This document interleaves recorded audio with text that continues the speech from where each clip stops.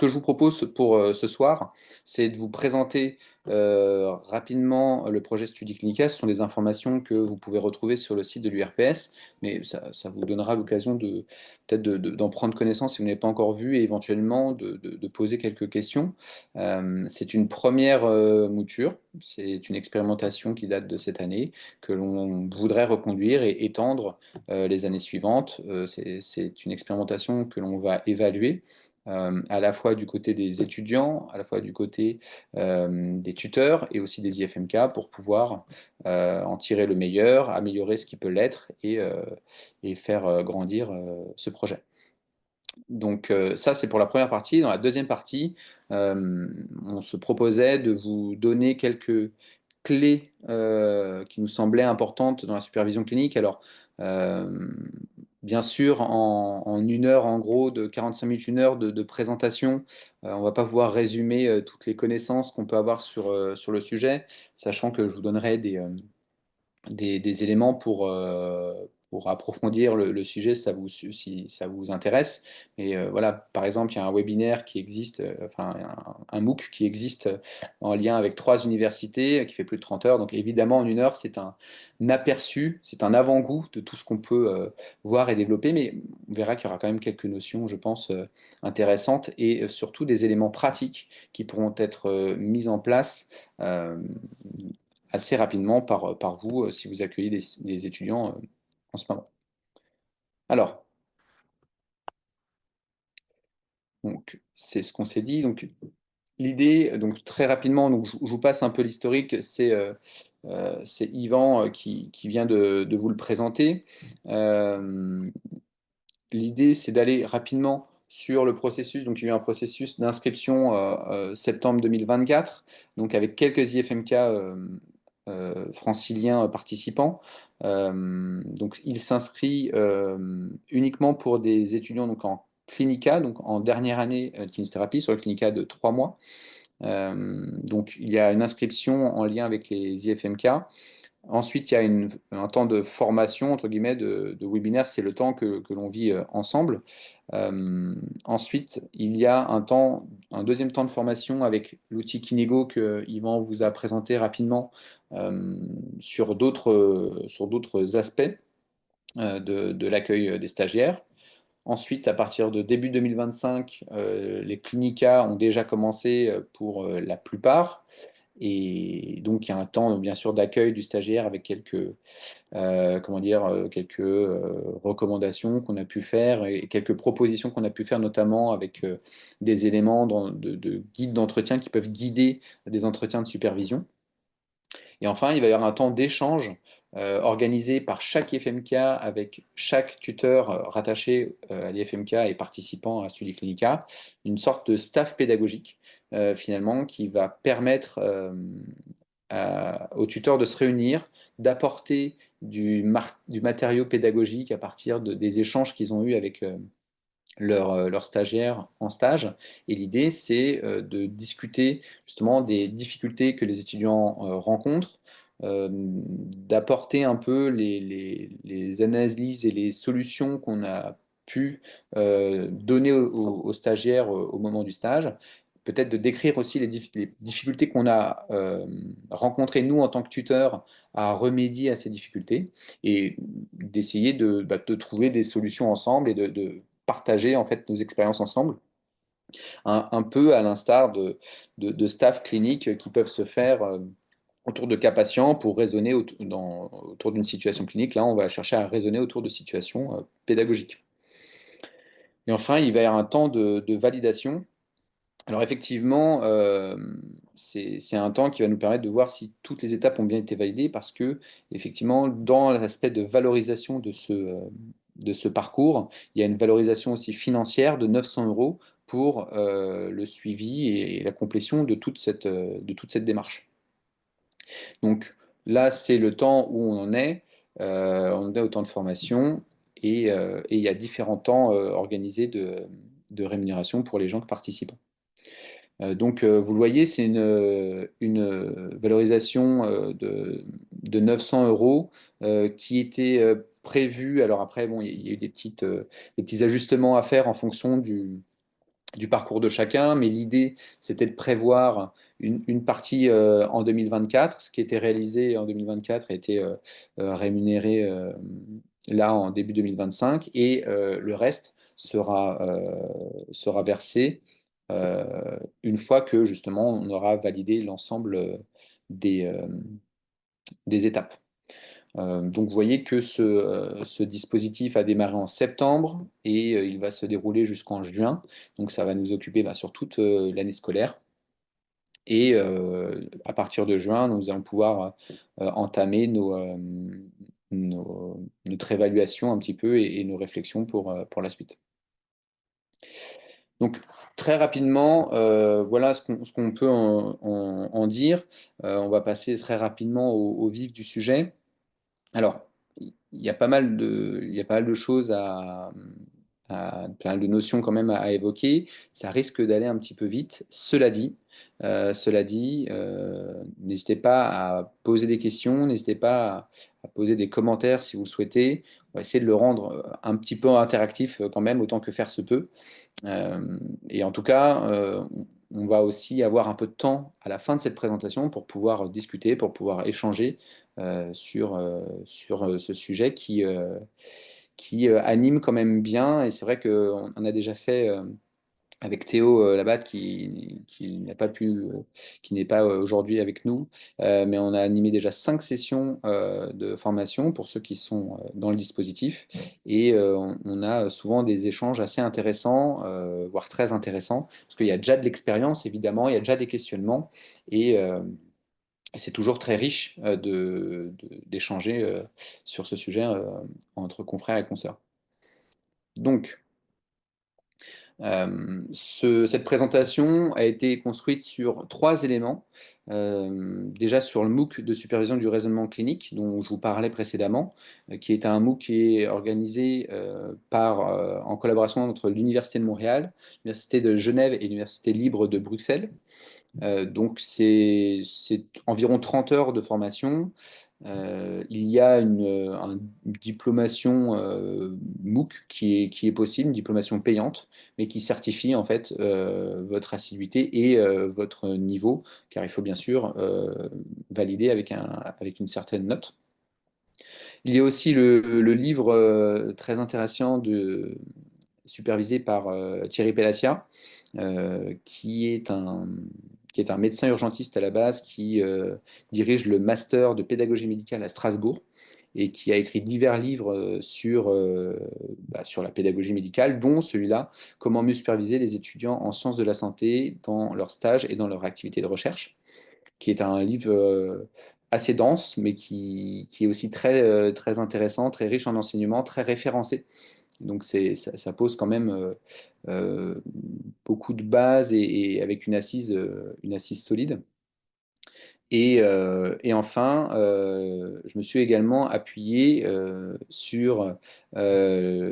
j'ai pu grappiller quelques diapositives de mon collègue Thomas Davergne de l'EFOM, qui, dès la 4e année, donc dans le cadre de l'UE 14, propose une séquence pédagogique sur la supervision des étudiants en stage pour que les futurs diplômés aient déjà des armes pour superviser au mieux les étudiants qui pourront recevoir à leur tour en stage. Donc, on va essayer d'aborder différents points, donc quelques points de contexte de cette supervision, également le cadre que l'on peut poser, un cadre qui me semble vraiment important et qui peut, je pense, tout changer dans la posture de l'étudiant et dans la relation qu'on va avoir avec lui. On va ensuite aborder les différents rôles que l'on peut avoir dans cette situation clinique avec un stagiaire. Ensuite, on va pouvoir parler de quelques connaissances et compétences qui sont, pour certaines, qui seront peut-être de connivence avec des connaissances et des compétences cliniques, mais d'autres qui seront peut-être un peu plus spécifiques sur la supervision. Et enfin, nous verrons quelques outils pratiques. Alors vous le verrez, pas mal d'outils de remédiation ou en tout cas de travail sur le raisonnement clinique. parce que c'est ce qui est le plus développé aujourd'hui, mais on verra également un outil sur la supervision de la pratique et de la façon de pouvoir euh, améliorer la pratique. Alors oui, pardon, je pensais que j'avais une slide dessus, je l'ai peut-être passé un peu vite. Effectivement, les IFMK concernés cette année sont le cerf, l'encre et les FOM.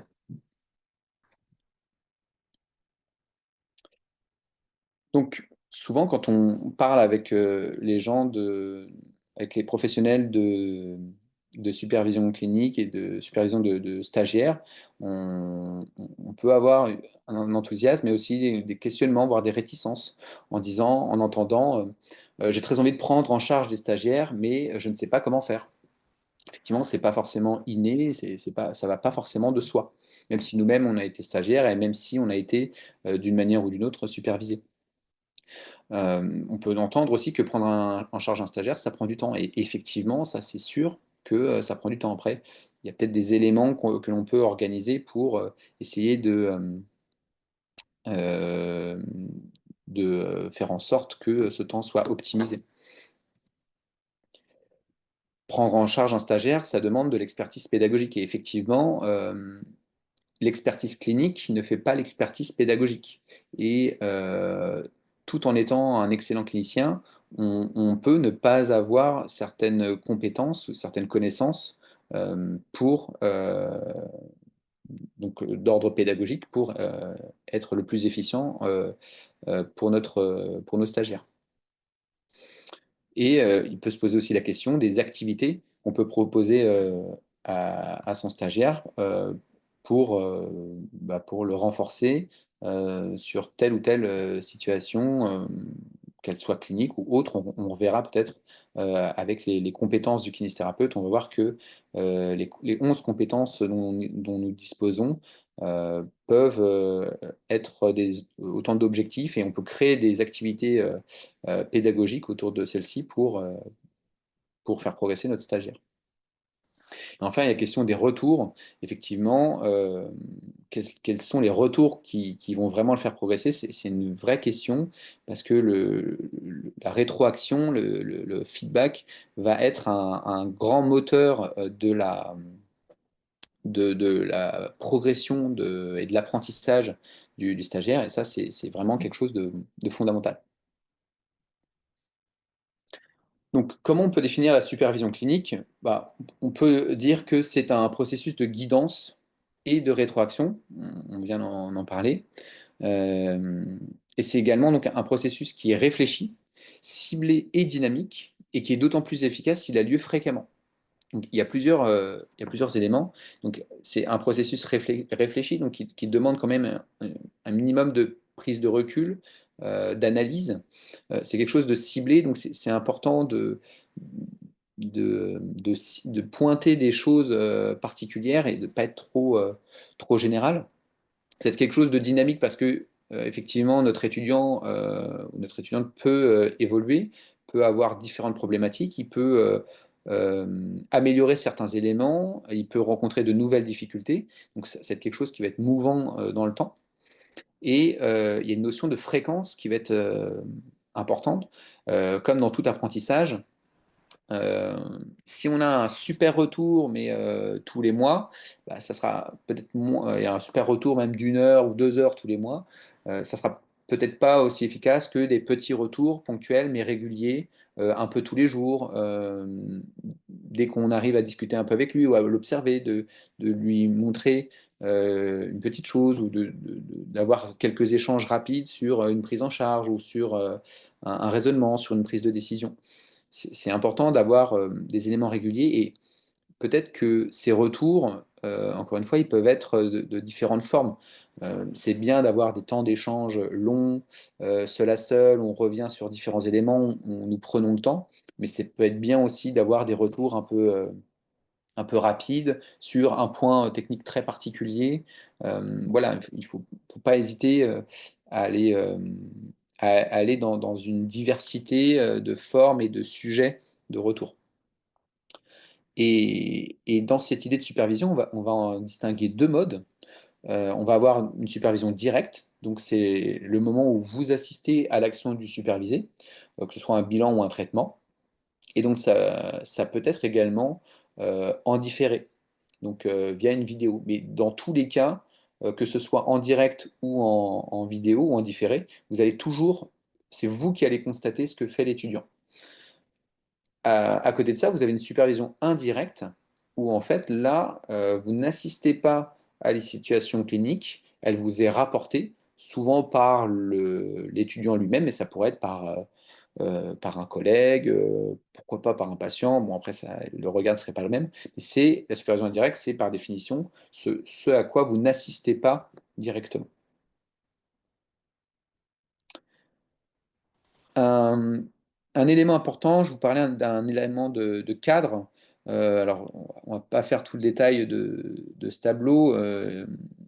Ce PowerPoint sera disponible euh, pour vous qui assistez. Donc voilà, on va y passer rapidement, mais je voudrais qu'on saisisse ensemble un peu l'esprit de ce cadre. Il faut bien avoir en tête que pour tout à chacun, être en position d'évaluation, ce n'est pas la même chose que d'être en position d'apprentissage. Ça paraît un petit peu euh, simple dit comme ça, mais je pense que c'est quelque chose qui peut tout changer, parce que, évidemment, quand on est en position d'évaluation, on a envie de paraître compétent, on est dans une notion, dans une posture de conformité à des attentes, on veut sentir l'approbation, et donc, vu qu'on est évalué, on a envie que ce soit plutôt agréable, plutôt positif pour nous. Et du coup, ça va engendrer un certain nombre de pensées et d'émotions. C'est-à-dire que globalement, on va peut-être être un peu plus rigide. On va être, on va peut-être dans nos comportements aussi moins montrer nos faiblesses. On va tenter de se mettre en avant sur nos points forts et moins sur nos points faibles. On va être peut-être plus susceptible sur les remarques.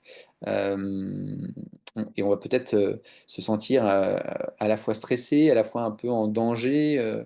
On ne va pas être des plus à l'aise. Alors que si on est dans une position d'apprentissage, on n'est plus du tout dans les mêmes dispositions, puisque là, on a envie d'apprendre, on a envie de devenir réellement compétent. euh, on va peut-être être, dans l'attente justement de retour, dans l'attente de remarques pour pouvoir mieux faire. Euh, on va être plus souple, plus attentif à ce qu'on nous dit. Et on va peut-être oser plus, prendre plus d'initiatives et peut-être aussi parler de ce dont on redoute un peu, ce qui est un peu nos faiblesses, nos difficultés. Et peut-être que le stage, enfin, certainement que le stage, c'est aussi le moment où précisément il faut parler de ces difficultés pour chercher à les surmonter et à augmenter en compétences. Et du coup, on est dans des émotions beaucoup plus positives, beaucoup plus apaisées et beaucoup plus enclines à, à l'apprentissage, tout simplement. Et pourquoi je dis ça? Parce que je pense que c'est un cadre qu'il faut arriver à mettre en place dès le début avec le stagiaire, dès l'accueil, et de bien expliquer, de bien verbaliser au stagiaire, et du coup d'être conforme à cette verbalisation, que le stage, c'est un temps de formation. Un temps de formation, ça veut dire que le stagiaire, dans cette ambiance-là, a le droit de se tromper, a le droit de ne pas savoir, a le droit d'être en difficulté, euh, et que c'est normal, et que du coup, il peut aller dans ce sens-là, il peut nous solliciter dans ce sens-là, il peut oser nous dire qu'il ne sait pas, etc. Euh, Bien sûr, on va quand même avoir des attentes envers ce stagiaire, mais il faut qu'il soit dans un climat de confiance pour pouvoir s'épanouir dans son apprentissage. Cela étant dit, évidemment, ça ne veut pas dire qu'il faut écarter toute situation d'évaluation. Au contraire, il faut des évaluations, euh, plus ou moins, enfin, qui peuvent être formelles ou informelles. Formelles, avec un petit peu ce qu'on a connu pour les plus anciens, entre guillemets, sur le format de MSP. de mise en situation professionnelle, quelque chose d'un peu formel, d'un peu cadré, enfin d'assez cadré même. Mais ça peut être aussi des petites évaluations où nous, on va poser des questions, on va aller les questionner parce qu'ils sont censés avoir évidemment un certain nombre de connaissances et de compétences, surtout en fin de formation. Euh, et ça va aussi, bien sûr, nous alimenter pour savoir où les diriger, savoir ce qu'on est capable de leur confier ou pas. Mais je pense que c'est important, enfin je pense et la littérature nous montre que c'est important de bien clarifier ça et de bien expliquer aux stagiaires qu'il y aura des moments balisés d'évaluation et que le reste du temps, il est en formation, donc il peut être assez serein sur les possibilités d'apprentissage et sur le climat d'apprentissage qu'on va pouvoir lui offrir.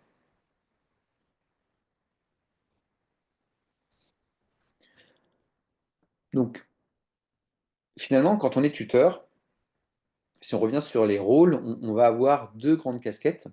On va avoir la casquette du clinicien et on va avoir la casquette du tuteur, du pédagogue.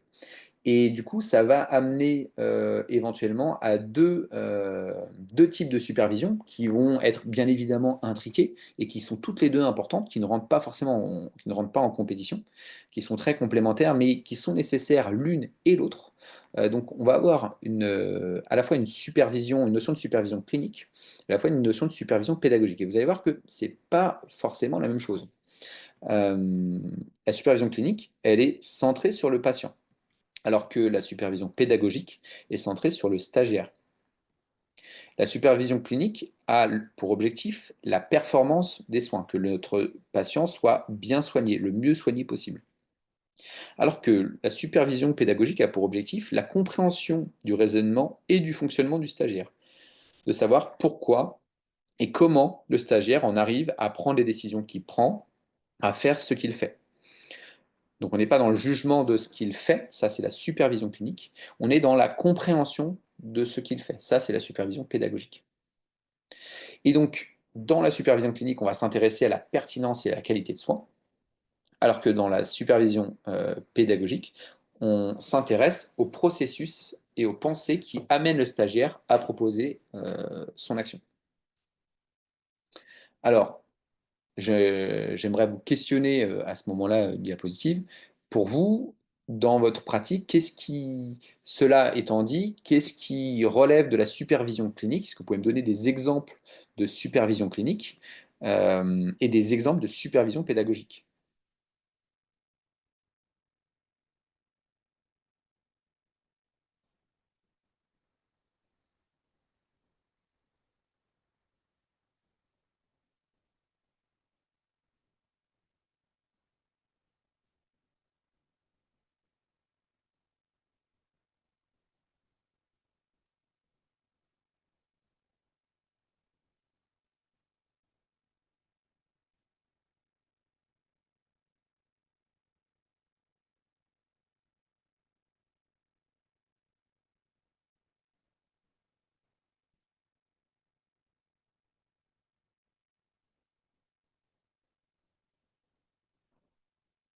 Oui, alors effectivement, en supervision clinique, on peut juger de la qualité d'une mobilisation, lui dire bah, effectivement, tu as effectué telle mobilisation, par exemple une mobilisation analytique passive du genou, de la fémoro-tibiale.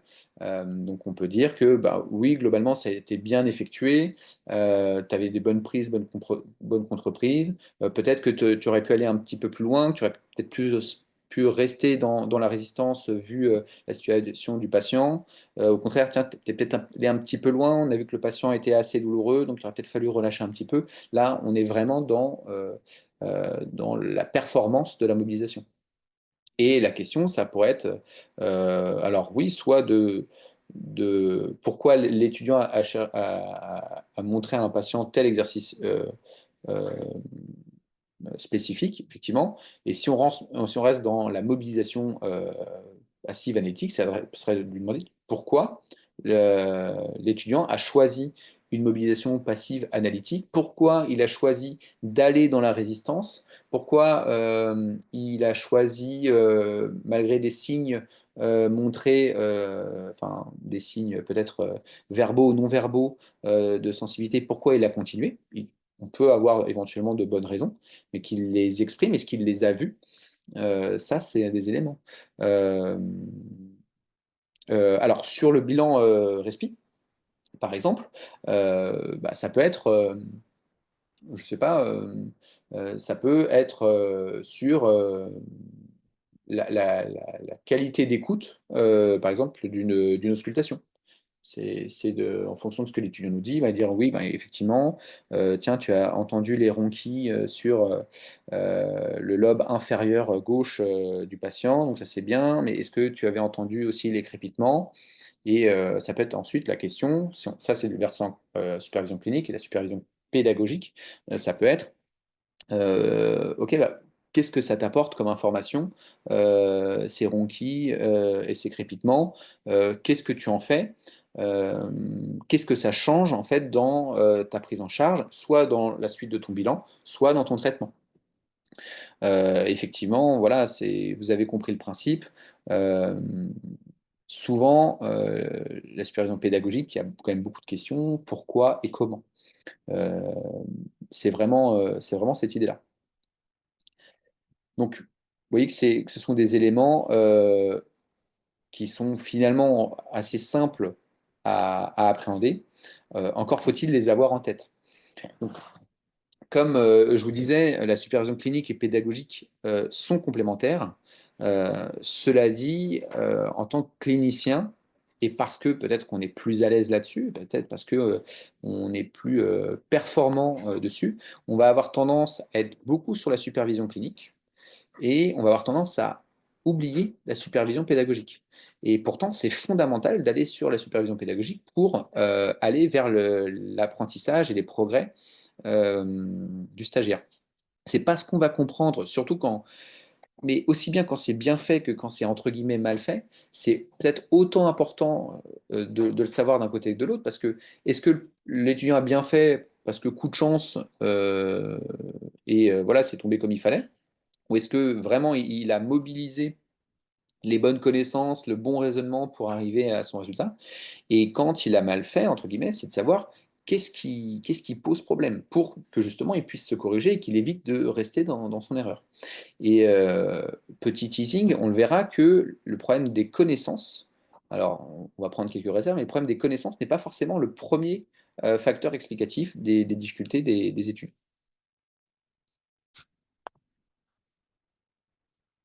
Dans notre rôle en tant que tuteur, je pense qu'il y a un élément important sur la communication. Euh, une petite incise, pareil, il y aurait beaucoup de choses à dire, mais l'idée, encore une fois, c'est d'éveiller des réflexions sur certains sujets. On a quand même des rôles de communication assez importants dans ce rôle de tuteur. D'abord, avec le patient. Évidemment, c'est important de demander le consentement au patient et ce, à chaque séance. Alors, je sais qu'il peut y avoir des discussions du souhait du patient peut-être dans certains services, avec une certaine culture, etc. Alors, c'est vrai qu'on est plutôt là avec le regard du libéral, mais c'est quand même bien de demander au patient s'il est d'accord pour que le stagiaire assiste et participe à la séance. Et je pense que c'est bien de demander à chaque séance. Pourquoi? Parce qu'on peut avoir des patients qui sont, dans l'extrême majorité des cas, plutôt facilitants, voire enthousiastes à l'idée d'avoir des stagiaires avec nous. Cela dit, parfois, il se peut que des étudiants, pardon, les patients aient besoin de retrouver une forme d'intimité avec le thérapeute, parce qu'ils ont un sujet particulier à aborder, parce qu'il y a quelque chose qu'ils veulent évoquer dans l'intimité de la relation thérapeutique. Et je pense que c'est important de laisser toujours cet espace aux patients euh, et qu'ils s'en saisissent comme ils le souhaitent. Donc évidemment, demander le consentement, c'est bien. Euh, en l'absence du stagiaire, c'est encore mieux, parce que si le stagiaire est là et qu'on dit alors est-ce que vous acceptez que le stagiaire vienne aujourd'hui, bah, ça peut être perçu comme un peu forcer la main. Donc l'idée, c'est éventuellement, discrètement, de pouvoir demander au patient, sans que le stagiaire soit là, s'il est OK pour la séance. Ensuite, il y a notre communication avec le stagiaire. Donc, ce qui va être important, c'est d'arriver à se tourner vers lui, toujours dans cette démarche de supervision pédagogique, et sans se transformer en psychologue non plus, mais c'est quand même intéressant d'aller explorer un petit peu certaines dimensions de, de, de l'individu, en fait, et de savoir comment les situations cliniques, quand il est avec le patient, quand il est seul avec les patients, quand on pose son regard sur lui lors d'une situation de soins. Comment il se sent de manière générale dans le stage, avec les autres professionnels, avec les collègues. Euh, voilà. Euh, sur tout un tas d'éléments. C'est intéressant aussi d'avoir ces représentations, donc plus sur un versant cognitif. Donc, de la situation clinique, de ce que lui met en jeu, de ses difficultés, de ses besoins. Et, euh, et un élément aussi qui peut être intéressant et sain, c'est peut-être de soi-même, en tant que tuteur, d'exprimer ce que nous, on ressent. Encore une fois, c'est une charge supplémentaire d'être tuteur, sachant que d'être clinicien, c'est déjà une charge importante. On œuvre euh, avec force et conscience pour soigner des gens. Ça prend déjà énormément d'énergie. Tutorer un stagiaire, ça prend encore plus d'énergie. Et il y a peut-être des moments où on a besoin d'un peu plus d'espace, on a besoin d'un peu d'air, de respiration. Et ça peut être intéressant de le verbaliser très tranquillement, très naturellement avec le stagiaire en disant, écoute là, ce que je te propose, c'est peut-être que tu ailles travailler en autonomie sur un sujet, sur une lecture critique d'articles, euh, sur une activité pédagogique quelconque, un peu de ton côté, et on revient un petit peu ensemble un peu plus tard. Par exemple, bon, les horaires, à titre personnel, les horaires sont un peu difficiles à tenir pour moi déjà de base avec les patients. Euh, et parce que j'ai envie de faire plein de choses et parce que voilà. Et en ayant un stagiaire, ben, je vais plus facilement prendre du retard. Et à un moment donné où ben, il faut que j'arrive à limiter un petit peu ce retard et que si je suis toujours en situation de tutorat, bah, je sais que ça va être compliqué, je risque d'accumuler vraiment de plus en plus de retard et beaucoup, beaucoup de retard. Donc il y a des moments où je vais demander au stagiaire, voilà, je te propose qu'on fasse une petite pause, qu'on revienne un peu ensemble. Mais je pense que c'est important qu'on exprime ça parce que ça peut augmenter les contraintes en nous, ça peut nous mettre en tension, en pression, et ça peut être plus désagréable, et du coup, déjà plus désagréable pour nous, et puis du coup, on peut être par la suite moins attentif aux patients, moins attentif à l'étudiant, et du coup, ça sera positif pour personne finalement. Et enfin, alors là, c'est ma casquette aussi de référent pédagogique d'année qui parle. C'est important de communiquer avec l'IFMK. Et donc, je tiens à vous rappeler que les IFMK ont des référents pédagogiques, souvent des gens qui ont cette casquette de référent pédagogique stage, donc qui ont c'est vraiment cette mission de gérer les stages. Mais vous avez aussi donc, les responsables d'année, vous avez donc, des personnes qui sont au contact des étudiants, qui connaissent le profil des étudiants. Et, et donc, quoi qu'il arrive, dans quelque situation que ce soit, il y aura forcément des interlocuteurs pour vous dans les IFMK pour discuter de comment se passe le stage, de votre rapport avec l'étudiant.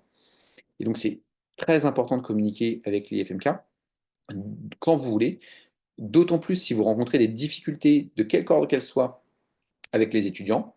Nous connaissons nos étudiants et nous savons que parfois il y a des difficultés d'ordre pédagogique, d'ordre relationnel, parce qu'il y a des précédents dans des stages, parce que voilà. Et parfois, il y a des situations qui sont plus étonnantes, mais au moins, on peut en parler et on peut chercher des solutions ensemble, quitte à faire des médiations et faire en sorte que le stage se passe le mieux possible, à la fois pour l'étudiant, à la fois pour vous. Et puis, s'il y a des recadrages à faire avec l'étudiant, de vous soutenir aussi dans ces recadrages. Et cette communication, elle est d'autant plus importante si vous estimez que la validation du stage est en jeu. Euh, là encore, je parle d'expérience, il arrive que des tuteurs invalident des stages sans qu'il y ait sans qu'il y ait eu aucune communication avec l'IFMK. Euh, L'idée, c'est pas de remettre en cause de principe l'invalidation, c'est juste de comprendre. Et ce qu'on souhaite, nous, c'est d'éviter cette invalidation pour l'étudiant parce que il y a certainement des choses qu'il a loupées, qu'il a mal fait et qui expliquent cette invalidation. Mais ce qu'on aimerait, c'est qu'on puisse au moins tenter de régler la situation avant d'en arriver là. Et s'il faut invalider, il faut invalider. Ça, c'est pas un souci. Et les IFMK suivent, dans l'extrême majorité des cas, l'avis du tuteur. Mais pour ça, il faut que déjà il soit circonstancié, justifié évidemment. Et c'est vrai qu'on apprécie qu'il y ait quand même des temps d'échange, de remédiation possible. Donc voilà, mine de rien, vous voyez que cette communication, cette notion de communication, elle est vraiment importante dans ce rôle de tuteur. Quelques notions un peu théoriques qui me semble intéressante à avoir en tête. On sait qu'on a quelques clés d'apprentissage fondamentales qu'il faut chercher à respecter et à stimuler le plus possible. On a déjà une notion d'attention. Euh, on a ensuite cette notion d'engagement. On a cette idée de retour sur erreur et enfin, on a la notion de consolidation. Ce sont quatre éléments qui sont des piliers finalement pour l'apprentissage de tout à chacun, pour le vôtre, comme pour le mien, comme pour ceux de nos étudiants, de quelque âge qu'ils soient. L'attention, il faut l'orienter. C'est pour ça qu'on parle éventuellement d'éléments assez précis par exemple, dans notre commande, que ce soit sur une observation, sur la réalisation d'un geste. C'est bien qu'on oriente le plus possible et que pour ajouter de la difficulté, éventuellement, on va demander des choses de plus en plus complexes, des choses de moins en moins orientées. Mais vous voyez que c'est déjà un levier de difficulté. Ce serait comme jouer sur l'orientation, ce serait comme jouer sur des charges avec nos patients. Pour diminuer la charge, eh ben, on va faire une orientation très forte, et pour augmenter la charge, la difficulté, on va diminuer l'orientation. On a des notions de contrôle exécutif, donc notamment sur effectivement la concentration, sur l'inhibition, c'est-à-dire sur la capacité à se focaliser sur un élément et faire en sorte d'enlever les distractions et de ne pas prêter attention aux distractions justement, mais aussi éventuellement sur des notions de plasticité, d'adaptabilité à la situation. Sur le retour sur erreur, alors le retour sur erreur, on va devoir développer un élément de prédiction ou éventuellement un élément d'attente. C'est-à-dire que l'étudiant doit s'attendre à quelque chose, donc soit de lui-même, soit nous, on peut formuler une attente. L'étudiant réalise un geste ou réalise un raisonnement, il nous présente quelque chose, et là, potentiellement, il va y avoir une différence plus ou moins importante entre la prédiction ou l'attente et le résultat obtenu. Et en fait, c'est justement la correction va permettre en fait, dans un premier temps, il y a un élément de retour qu'on doit justement lui faire pour lui exprimer cette différence entre prédiction et résultat obtenu. Alors, on peut le questionner déjà sur cette différence. Qu'est-ce que tu penses de la réalisation du geste que tu viens de réaliser par rapport aux attendus qu'on peut avoir? Et ensuite, nous, on peut lui donner notre perception de cette différence. Et c'est grâce à cette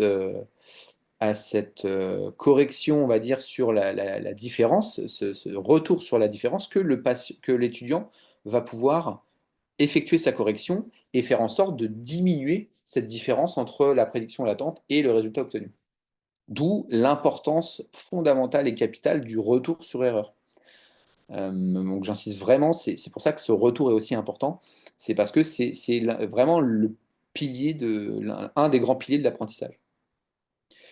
L'engagement, donc l'engagement de l'étudiant, alors ça peut nous appartenir un petit peu, c'est piquer la curiosité. C'est peut-être dans le mettre dans le mettre ou la mettre dans une situation un peu atypique ou un peu surprenante. Peut-être alors ça peut être sur un cas complexe, mais ça peut être aussi sur une présentation euh, qu'on ne rencontre pas tous les jours ou qui présente une spécificité. Et ça permet de le maintenir éveillé et d'attiser un peu effectivement sa curiosité. Et après, il y a un élément qui peut être influencé, encore une fois, par des notions de motivation interne et externe, mais c'est quand même un peu propre à l'étudiant et à son engagement. Enfin, c'est un peu propre à lui dans cette notion d'engagement, c'est l'idée de vouloir savoir. C'est sûr qu'un étudiant qui a envie d'apprendre, qui a envie de progresser, qui a envie de se réaliser en tant que thérapeute compétent, c'est ce qui va permettre en fait d'apprendre et de progresser. Enfin, sur des éléments de consolidation, alors ce sont des éléments qui nous appartiennent un peu moins, si ce n'est sur les horaires qu'on peut proposer aux étudiants. Euh, mais cette consolidation donc, se fait par, bien sûr, le sommeil, par la répétition et par la libération de ressources cérébrales. Donc la répétition, en fait, nous pouvons être d'accord sur le fait que, ok, l'étudiant vous a démontré une bonne mobilisation sur, par exemple, toujours cette idée de mobilisation passive analytique de la fémoro-tibiale, très bien, mais il va falloir qu'il continue à la réaliser encore et encore. Il a montré des compétences sur un plan d'exercice pour un patient, très bien, il va falloir qu'il fasse d'autres plans d'exercice pour d'autres patients, parfois pour le même patient, mais en progression. C'est important qu'il les répète les éléments. Idem pour des bilans. Voilà, la répétition, évidemment, c'est un peu impensif, mais ça reste quelque chose de très important. Et la libération des ressources mentales, c'est aussi euh, cette idée peut-être d'être le moins distrait possible, de peut-être pas avoir trop de charge mentale aussi, et d'être en capacité de réaliser des tâches, euh, certes ambitieuses, mais quand même réalisables. Sur d'autres éléments de connaissance, alors je vous propose une définition du raisonnement clinique. Ça fait toujours, ça fait toujours assez débat, on peut en discuter, mais c'est une définition qui me semble intéressante.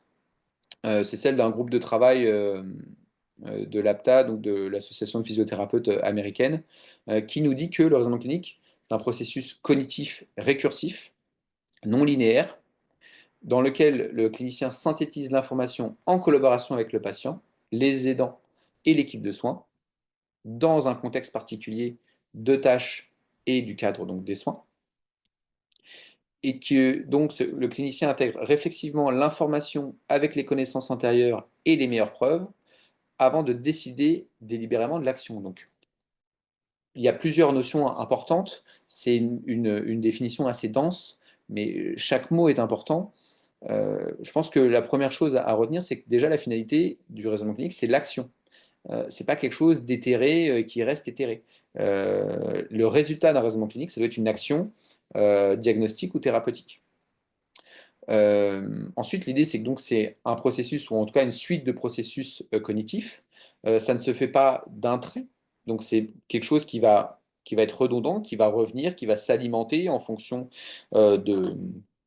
de tous les éléments qu'on va recueillir, de nos lectures, de nos connaissances précédentes, de nos cas, de nos expériences, de nos cas antérieurs. Et l'idée, c'est qu'il y a vraiment cette idée de synthèse d'informations, et elle ne se fait pas forcément seule. Elle se fait avec toutes les personnes qui sont autour du patient finalement, et le patient lui-même, évidemment. Et donc, c'est très contextuel parce qu'effectivement, en fonction de ce qu'on fait, hein, que l'on soit chirurgien, médecin généraliste, spécialiste, kiné, ergo, infirmière, et ben forcément, on ne va pas raisonner de la même manière. Et notre cadre de soins, qu'on soit à l'hôpital, en centre de rééducation, en libéral, en cabinet individuel, en cabinet de groupe, avec plateau technique, sans plateau technique, en fait, tout ça va influencer notre raisonnement clinique. Et ce raisonnement clinique, il est donc alimenté entre autres par des connaissances et des connaissances qui vont être organisées.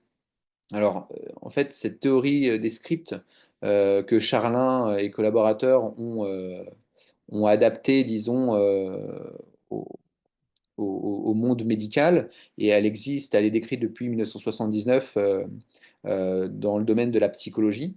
On fonctionne par script. On a des scripts pour organiser un anniversaire. On sait qu'il faut prévoir un lieu, une date, de la nourriture, des boissons. Et en fait, on a tout un tas de tiroirs comme ça que l'on va ouvrir pour pouvoir organiser correctement, par exemple, un événement. Et bien là, dans le script clinique, c'est un petit peu la même chose. On va avoir tout un tas de tiroirs pour agréger des connaissances, pour qu'elles puissent être facilement disponibles et qu'elles puissent nous aider à raisonner. Donc dans ces tiroirs, nous avons par exemple l'épidémiologie. Quelle est la part de ce problème dans la population, ou j'aimerais envie de dire aussi dans certaines populations, parce que on peut avoir une pathologie avec une certaine prévalence ou incidence dans la population générale, mais aussi dans une population de sportifs, même des sportifs en particulier, ou de travailleurs, dans une population de travailleurs particuliers. On va avoir des conditions de survenue, c'est-à-dire dans quel contexte le problème de santé arrive. On va avoir les signes et symptômes, donc c'est vraiment les éléments qui nous permettent d'identifier la pathologie ou le problème. On a ensuite des éléments physiopathologiques et psychosociaux qui ne sont autres que les mécanismes en jeu, qui mettent en jeu justement le problème de santé. On a des notions de modalité d'évolution, donc comment le problème de santé va évoluer de manière naturelle, c'est-à-dire si on ne s'en occupe pas, ou éventuellement s'il y a une intervention thérapeutique, quelle que soit l'intervention thérapeutique. On a des options d'investigation, donc c'est-à-dire qu'est-ce que j'évalue et comment je l'évalue. Des options d'intervention, comment je soigne ça. Et la mémoire des cas antérieurs, c'est avec différentes questions. C'est qu'effectivement, est-ce qu'on a déjà rencontré le cas avant? Comment c'était? Et quels étaient les éléments importants, saillants, qui m'ont permis de résoudre le cas ou au contraire qui m'ont mis en difficulté? Et vous voyez que tous ces éléments-là, en fait, on les a plus ou moins en tête en fonction des pathologies, en fonction de nos formations, en fonction de notre expérience, en fonction de nos affinités. Et en fait, c'est quelque chose qui est, là encore, très plastique, très dynamique et qui va s'alimenter tout au long de notre vie, tout au long de nos formations, de nos expériences, de nos discussions, et qui vont permettre d'asseoir notre raisonnement. Donc, on a parlé un peu des connaissances autour du raisonnement clinique. On peut parler maintenant des processus. Donc, déjà, il y a un recueil de données qui est fait par plusieurs biais, par le dossier du patient, par l'examen subjectif ou l'anamnèse, par l'examen objectif ou clinique, et par éventuellement les examens complémentaires, comme les imageries, les bilans sanguins, etc. On a aussi du coup toutes nos connaissances, donc liées à notre formation initiale, continue, notre mémoire des cas, etc. Et donc, on va être alimenté par tout ça. Et dans un premier temps, on va chercher à analyser ces données. On va chercher à donner du sens à ces données.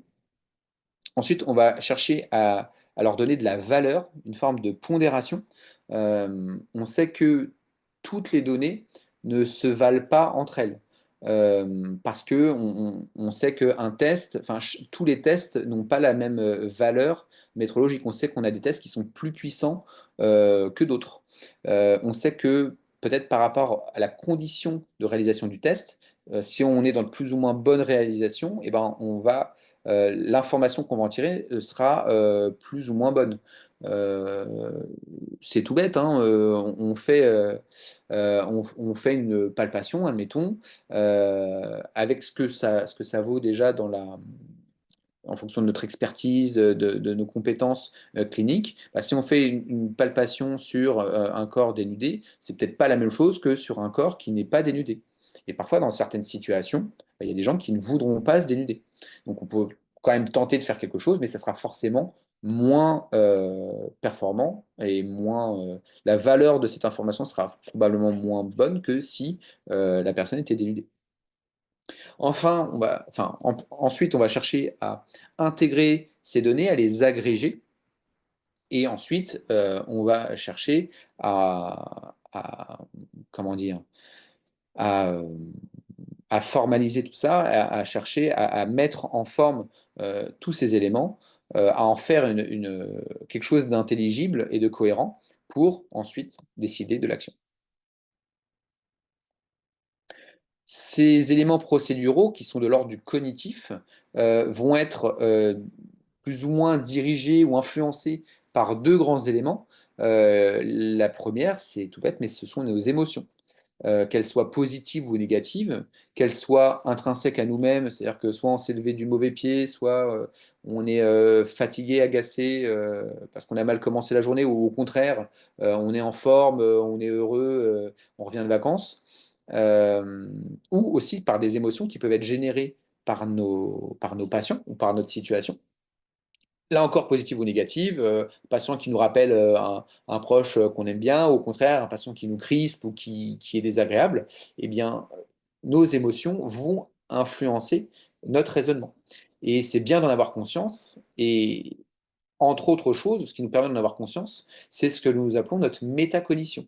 C'est ce qu'on appelle la cognition de la cognition, la pensée de la pensée. C'est notre capacité à prendre du recul sur ce qu'on est en train de faire et ce qu'on est en train de penser. Et typiquement se dire, ce patient a tendance à m'agacer, il faut que je fasse attention, c'est de la métacognition. On prend conscience que on n'est pas dans les meilleures dispositions émotionnelles, et donc on se met une alerte pour dire, allez, on se recentre, on se concentre pour éviter d'être biaisé par nos émotions. Ou le fait de se dire, donc voilà, je viens de réaliser ce test, je l'ai réalisé dans de bonnes conditions, le patient a été compliant, il l'a bien réalisé, ce test a une bonne valeur, c'est de la métacognition. C'est aussi de nous dire, j'étais dans de bonnes conditions, je l'ai bien fait. Alors, je ne vais pas passer beaucoup de temps là-dessus parce qu'il en faudrait beaucoup plus pour rentrer dans les détails, juste pour vous dire que c'est un modèle, une modélisation en fait du raisonnement clinique qui a été fait par différents professionnels de santé, qu'on appelle donc le processus de raisonnement clinique de Montréal. Euh, Encore une fois, vous aurez diapositives et vous avez plein de ressources pour pouvoir l'étudier, notamment sur le site de l'Université de Montréal. Mais très rapidement, l'idée de ce modèle, c'est qu'il présente justement un certain nombre de procédures avec une organisation des connaissances, une représentation du problème, et enfin, tous ces éléments sont gérés par notre métacognition. Pareil, il y aurait beaucoup de choses à dire sur la représentation du problème, donc la représentation du problème de santé du patient, quelque chose qui est très dynamique, qui va évoluer dès le premier instant où vous voyez votre patient, vous le voyez rentrer dans votre cabinet, vous le voyez se lever, vous le voyez se déplacer, se déshabiller, jusqu'au moment où il va quitter pour la dernière fois votre cabinet et que vous ne le reverrez plus. C'est quelque chose de très dynamique. Pareil, on pourrait développer cet élément, mais on ne va pas forcément avoir beaucoup de temps pour ça. En tout cas, sachez il y a une modélisation qui nous permet de comprendre un peu mieux comment on fonctionne. Rapidement, je vous mets ici le référentiel de compétences que vous connaissez, que vous avez dans les portfolios. Pourquoi je vous le mets ici? Comme je vous le disais un peu plus tôt, c'est bien de s'y replonger de temps en temps euh, pour, euh, pour développer des activités pédagogiques qui vont permettre, un peu spécifiques, qui vont permettre de développer ces connaissances. Et vous voyez que on peut proposer plein de choses à l'étudiant en fait quand il est en stage. Alors bien sûr, nous avons les compétences cœur de métier, qui sont quand même les premières compétences, notamment sur analyser, évaluer sur le plan kinésithérapique une personne, concevoir et conduire un projet thérapeutique, concevoir et conduire euh, et mettre en œuvre une séance. Nous sommes d'accord là-dessus. Et vous voyez qu'il y a des compétences aussi qui sont établir, entretenir une relation et une communication dans un contexte d'intervention en masso-kinésithérapie, compétence 5. Eh ben, une activité pédagogique, ça peut être de dire, là, tu vas aller voir tel patient. Je veux que tu fasses particulièrement attention à ta façon de t'exprimer avec lui, à ton positionnement physique, à ton langage non verbal. Et je voudrais que tu fasses attention à utiliser des reflets, à peut-être essayer d'avoir une forme de synchronie avec ton patient dans ta posture, dans tes mouvements. Euh, voilà, de faire en sorte de donner un objectif, encore une fois, assez précis, assez orienté à l'étudiant et qui va aller chercher justement des compétences particulières et qui va le permettre de monter en compétences. Si on dit à l'étudiant, bah, mène ta séance et tu dois à la fois avoir une bonne communication, à la fois être performant sur tes tests, tes manœuvres, tes exercices, etc. En fait, en tout cas, au début, c'est trop. On est d'accord qu'en fin de Clinica, c'est ce qu'on attend, mais c'est bien d'avoir un séquençage pédagogique avec des activités pédagogiques précises. Pareil, informer et former les professionnels et les personnes en formation, bah, ça se fait assez souvent. C'est un peu cette notion de topo. Ça peut être, qui peut être aussi corrélé avec la compétence 8, rechercher, traiter, analyser des données professionnelles et scientifiques. Il recherche, il traite, il analyse, et en même temps, il est présent, il permet de faire éventuellement une mise à jour sur une pathologie, sur une technique, ou de présenter une nouvelle technologie, et ça permet justement d'aller travailler ses compétences. Là encore, une petite, un petit élément, un petit appel, une petite réflexion. Ça peut être intéressant d'aller regarder, de jeter un coup d'œil sur les curriculums de formation qui sont propres à chaque IFMK. Vous savez, hein, le diplôme est national, mais chaque IFMK s'organise euh, pour, euh, pour développer les connaissances et les compétences des étudiants. C'est un curriculum de formation donc, qui est décliné par année, ce qui fait qu'en fonction du stagiaire que vous avez, euh, eh bien, et de l'année quel il est, bah, il aura vu plus ou moins de choses. Et ça, c'est vraiment, encore une fois, propre aux IFMK. Donc, bien sûr, on arrive au Clinica, le curriculum de formation est censé être globalement le même pour tout le monde, donc votre stagiaire est censé avoir globalement tout vu. Euh, et donc, c'est important de bien demander celui qui correspond à votre stagiaire, à la fois à son année et à son IFMK. Alors, quelques derniers éléments un peu théoriques et on va passer ensuite à des éléments pratiques. Euh, il y a des études qui ont été faites donc sur le diagnostic pédagogique justement et en se posant la question des difficultés que les étudiants en santé euh, retrouvaient notamment sur le raisonnement clinique. Euh, alors, euh, c'est il faut avoir un petit peu de, comment dirais-je, de recul sur ce que je pour vous présenter pour deux éléments. D'abord, ce sont des études qui commencent effectivement à dater un peu. Il n'y a pas non plus énormément d'études là-dessus. Et surtout que ce sont des études qui sont plutôt euh, menées chez les médecins. Donc avec toute proportion gardée, parce qu'on n'a pas non plus forcément le même raisonnement, les mêmes alors, la structure de raisonnement est la même, mais on ne va pas forcément utiliser les mêmes choses. Donc, il y a un petit peu comment dire, de précaution à prendre, mais tout de même, je pense que c'est assez intéressant à regarder. On voit que la première des difficultés concernant le raisonnement clinique chez les étudiants, c'est pas les connaissances, c'est même la dernière des difficultés, c'est plutôt l'intégration des données.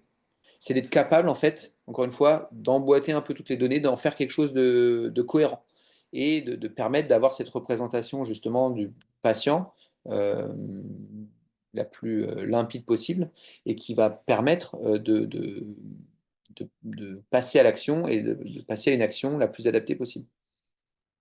On voit qu'ensuite, c'est la vérification des données. Donc, ils vont prendre des données, mais ils vont pas forcément se questionner sur, encore une fois, la robustesse des données qu'ils ont générées, qui sont allées récolter. Ensuite, il y a la récolte des données en elle-même. Parfois, ils collectent trop ou pas assez, ou pas, en tout cas, ou pas assez ciblé. Et donc, en dernier lieu, vient les connaissances. Donc, vous voyez que finalement, l'intégration de données, c'est pour moitié les difficultés retrouvées. Qu'ensuite, il y a un tiers des difficultés qui sont de l'ordre de la vérification des données. Et ensuite, c'est de la récolte et de la connaissance.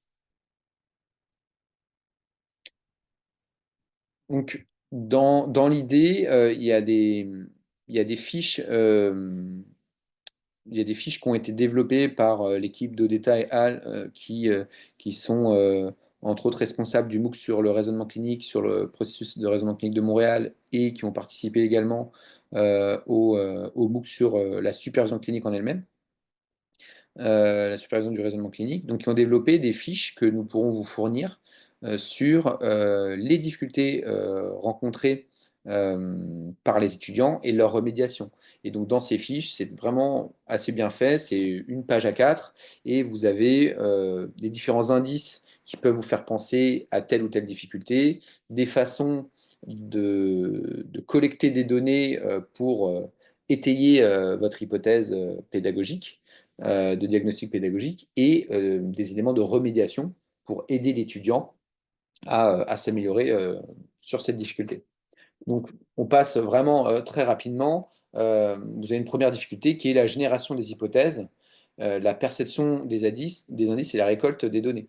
Donc, globalement, il y a des étudiants qui ont du mal à produire des hypothèses et ils ont du mal à voir les indices ou aller les collecter. Et parfois, ils ont une collecte de données très systématique et non orientée. Et ça n'aide pas forcément pour le raisonnement. Ensuite, vous avez des problématiques autour des hypothèses, avec soit une fermeture prématurée d'hypothèse, où votre étudiant va vous dire, moi je pense que c'est ça, et il va vous donner une hypothèse, je ne sais pas, je pense que c'est une capsule d'épaule, sans pouvoir générer des hypothèses alternatives sur, par exemple, une problématique d'épaule. Euh, Vous avez presque la difficulté inverse qui est que ils vont avoir un certain nombre d'hypothèses, ils vont pas savoir les gérer, pas savoir quoi faire, comment les explorer et, euh, et comment faire en sorte de mettre un ordre de priorité. Euh, Ensuite, on a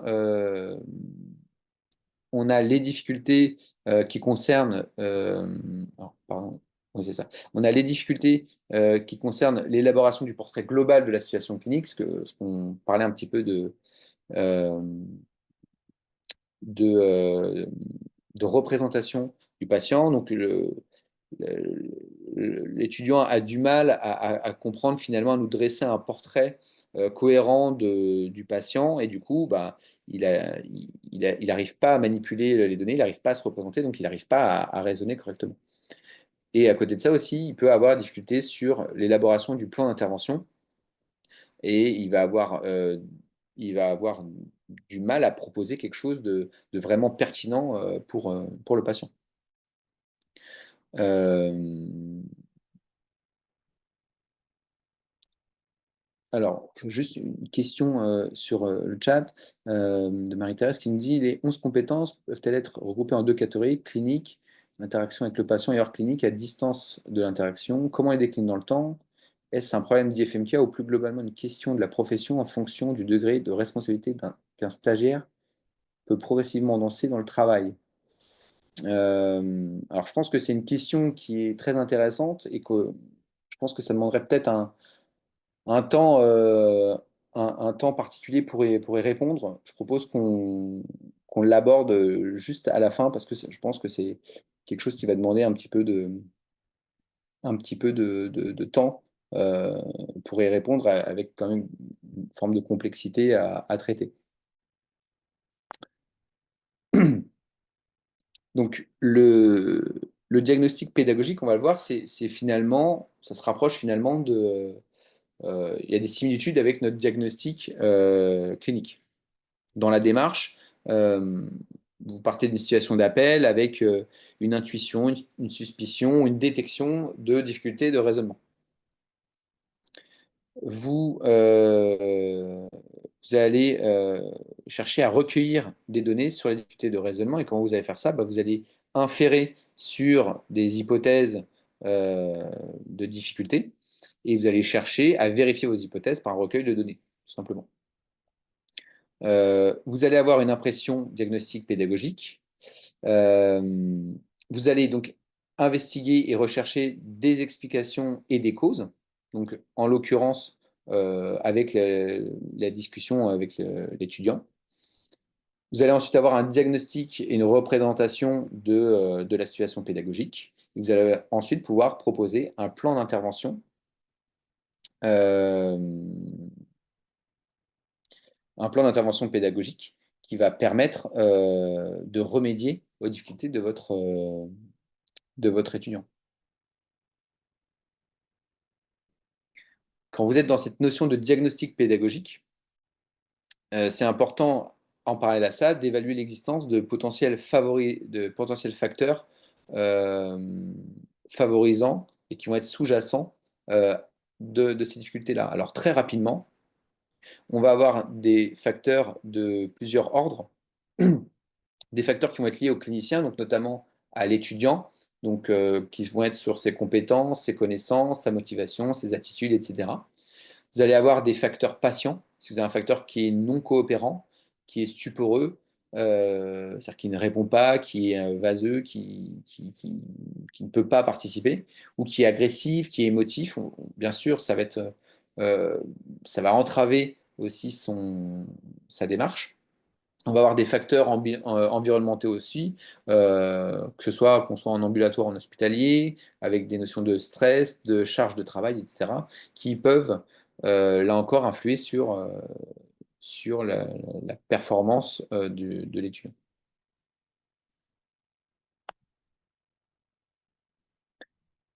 Donc, on a beaucoup parlé finalement du raisonnement clinique, qui est très important, mais on a aussi, enfin, qu'est-ce qu'on fait finalement des difficultés pratiques? Parce que on reste quand même un métier euh, pratique, que ce soit sur la thérapie manuelle, sur la prescription d'exercices, sur des aspects de communication, sur tout un tas d'éléments.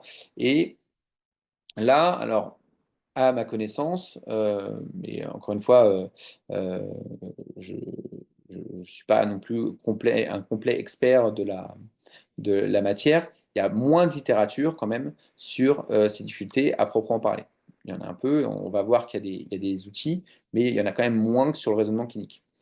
Et donc, l'idée, c'est d'essayer d'appliquer un peu les principes de cette démarche diagnostique pédagogique avec un focus sur des paramètres techniques, donc sur le processus d'une technique, sur les étapes, sur le positionnement du praticien, sur l'installation du patient, sur les commandes et instructions que l'étudiant va donner, sur sa recherche de résultats, sur les critères euh, sur lesquels il va baser sa réussite ou pas, et sur les retours internes-externes que l'étudiant va chercher pour valider ces critères. Et enfin, sur sa capacité d'adaptation à la situation. Alors, on va partir sur des éléments, on arrive sur la dernière partie et sur des éléments pratiques qui sont les outils.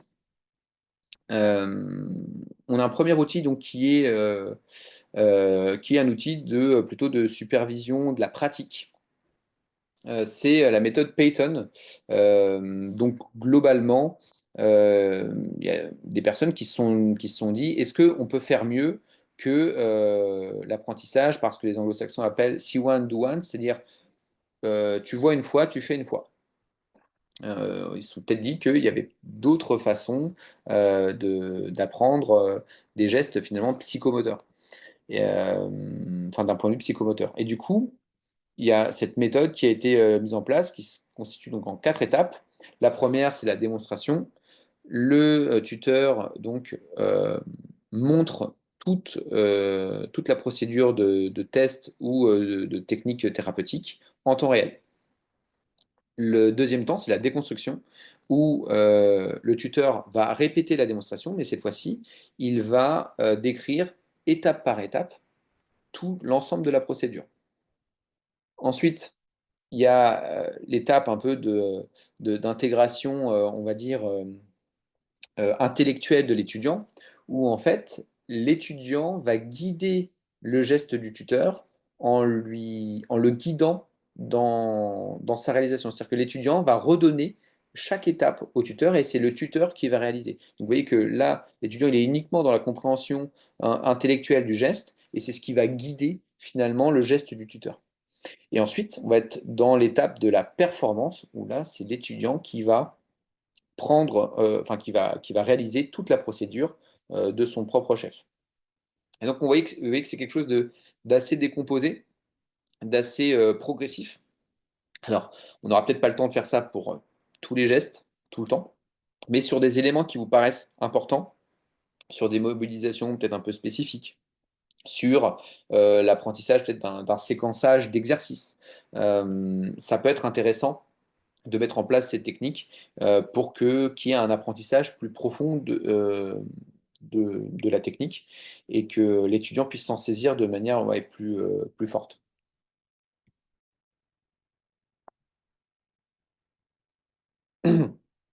Euh, quelques outils, quatre outils de remédiation, enfin d'exploration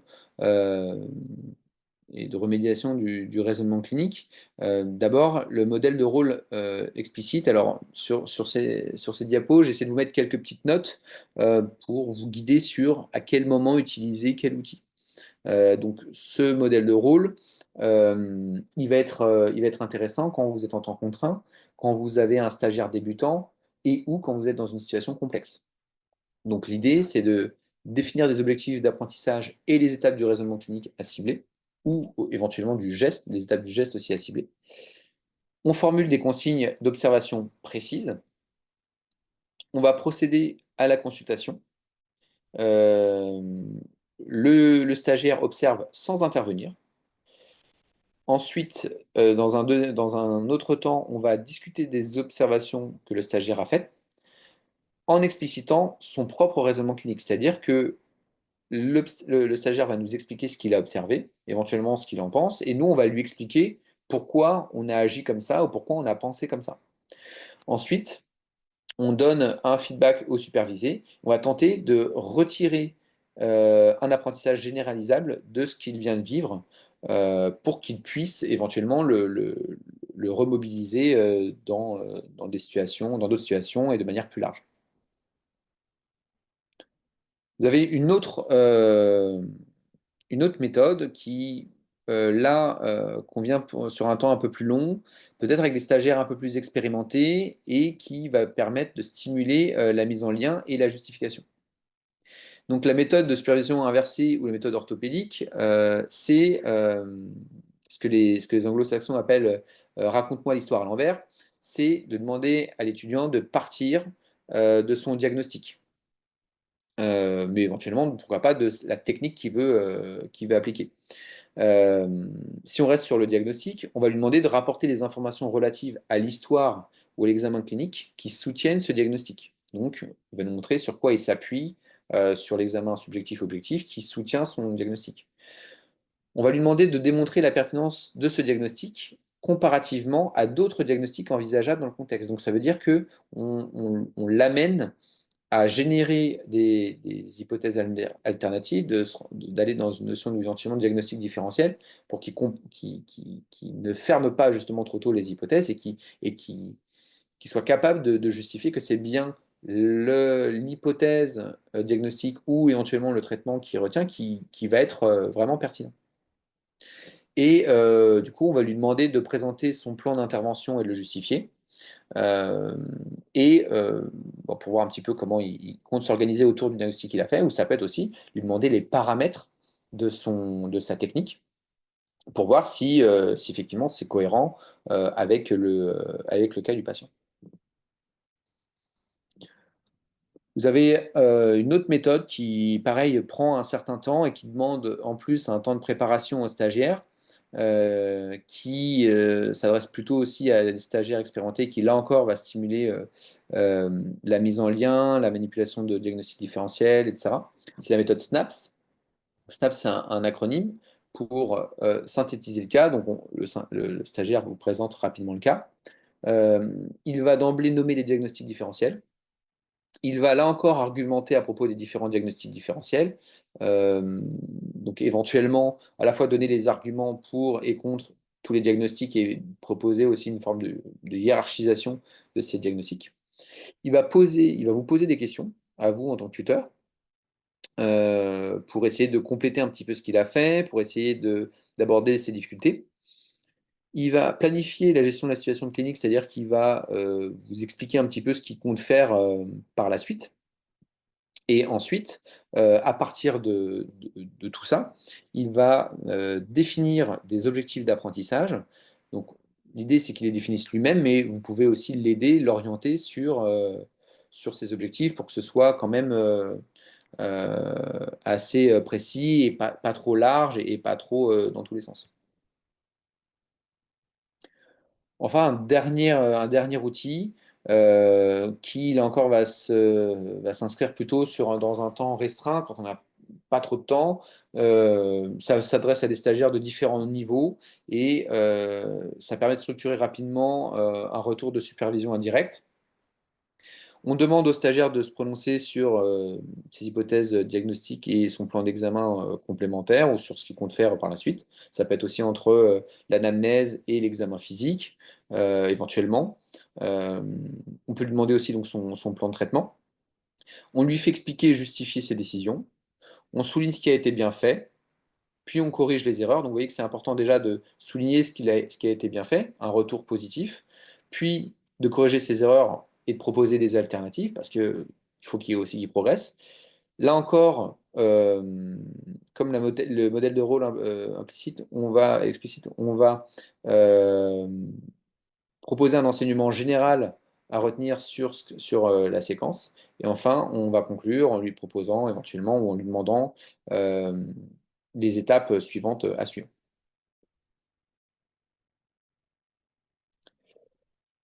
Voilà pour les éléments qui nous semblaient intéressants de vous proposer sur une forme d'introduction finalement à la supervision clinique. Alors j'ai bien conscience que que ça a dû être assez rapide, assez dense. Donc voilà, maintenant la discussion est ouverte sur des questions, sur des remarques. Euh, voilà, j'ouvre la discussion, n'hésitez pas.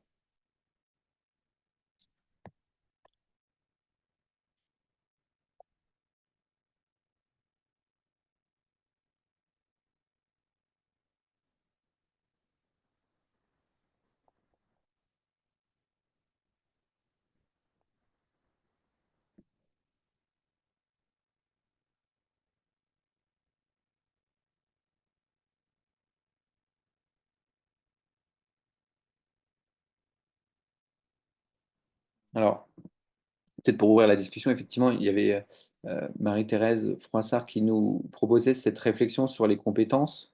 Euh,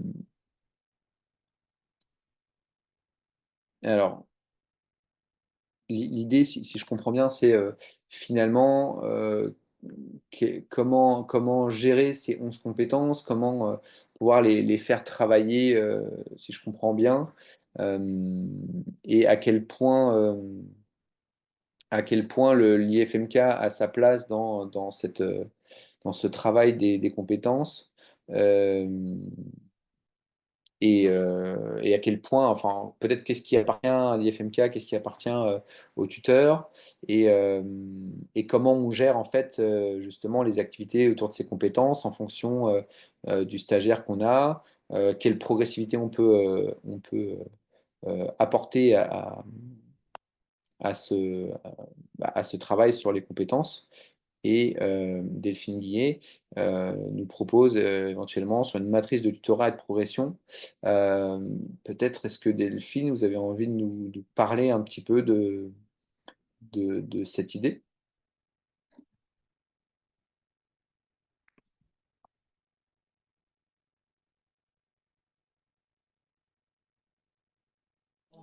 Alors, bonjour, Marie-Thérèse Froissart. Donc, moi, je vais me permettre juste de réagir, Sébastien, Oui, par rapport à ça. Moi, je pense qu'effectivement, en tant que tuteur, c'est quand on a le portfolio, c'est assez difficile d'avoir les 11 compétences en tête et de se les fader.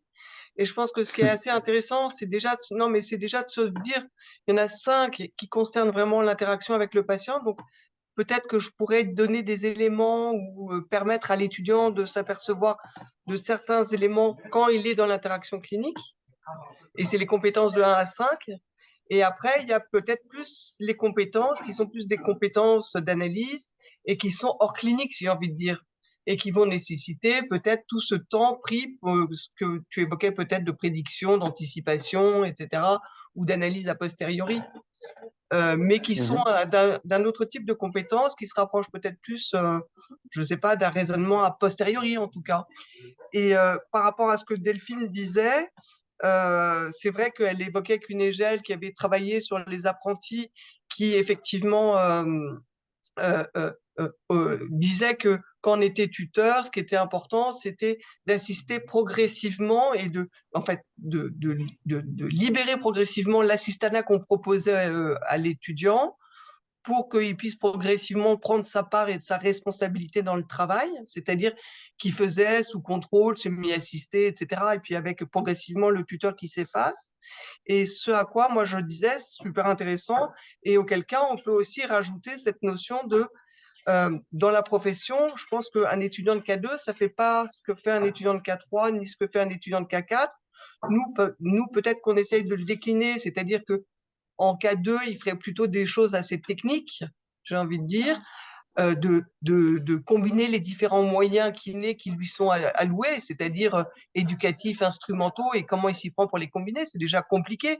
Quand il sort de la situation de simulation de K1 avec ses potes, quand tout d'un coup en K2, il arrive avec les patients et que tout d'un coup, bah, ça devient juste une réalité clinique, quoi. Et Mhm. puis, après, j'ai envie de dire, en 4-3, peut-être plus de se dire, et je pense que c'est quelque chose, en tout cas, que nous, on aimerait bien que l'ensemble des tuteurs euh, aient en tête, c'est que quand on dit à l'étudiant, bah, tu vas faire travailler Madame Michu, c'est très difficile pour l'étudiant de définir lui-même l'objectif. Et je pense qu'on a vraiment intérêt à toujours guider l'étudiant en fonction d'un objectif qu'on lui assigne, qu'on lui fixe. Parce que c'est comme ça qu'on va pouvoir le challenger en lui disant, mais finalement, cet objectif, maintenant, bah, tu vas essayer tu vas plus mettre 1 heure, mais tu vas peut-être mettre 30 minutes et tu vas peut-être mettre 20 minutes, etc. Et que tu évoquais cette notion d'engagement. Nous, on parle de challenge, quoi. Et je pense qu'un tuteur, il faut qu'il challenge l'étudiant en lui disant, allez, tu vas essayer de faire un peu comme si, hein, avec cette fois-ci, je te donnerai pas les mêmes instruments, pas les mêmes outils. Et puis là, tu connaîtras un peu moins la situation, enfin, etc., etc. Parce que je pense que tous les étudiants sont vachement partants, en fait, d'être challengés, d'être un peu mis au défi, mais comme tu évoquais, dans quelque chose de très bienveillant, parce que sinon, c'est pas possible. Mhm. Et puis, en 4e année, nous, on pense que, effectivement, une fois qu'il sait atteindre un objectif, qu'il sait à peu près comment on s'y prend avec des techniques, ben, il est capable de s'intéresser à l'interséance dans les prises en charge, tu vois, dans les portions de prise en charge où là, il y a plus l'interséance, finalement, comment je m'y prends pour que le patient il soit responsable, autonome de sa prise en charge, quoi. Voilà. Mhm. Et donc, c'était une réflexion qu'on avait un peu avec Delphine, de se dire, est-ce qu'on pourrait coupler ces deux choses-là, l'assistance et la progression K2, K3, K4. Voilà, donc c'était juste une Mhm. réflexion. Voilà. C'est une réflexion qui est fondamentale. Merci de l'amener parce que finalement, l'instruction, tiens, occupe-toi de Madame Michu, c'est peut-être enfin, la plus difficile instruction qu'un étudiant puisse avoir. Puisque ça veut dire que l'étudiant est censé savoir ce qu'a mis Madame Michu, comment la traiter correctement, quoi lui apporter. C'est le plus difficile. Que si on va lui dire, tiens, propose-moi tel exercice. Je sais pas, de renforcement ou d'équilibre qui va cibler telle problématique de Madame Michu et je fais en temps de temps. Enfin, plus on va lui donner de paramètres et plus l'étudiant peut se sentir contraint, mais plus on lui facilite la tâche quelque part.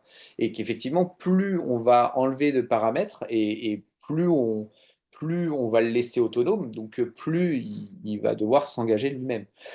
Et alors, la notion d'objectif, elle est fondamentale et c'est bien pour ça et c'est vrai que c'est pas toujours compréhensible, peut-être pour les tuteurs, et que c'est bien aussi qu'on ait des temps d'échange avec eux. Mais typiquement, un tuteur, il va peut-être pas pouvoir balayer les 11 compétences, en tout cas pas de manière équilibrée, ça c'est sûr.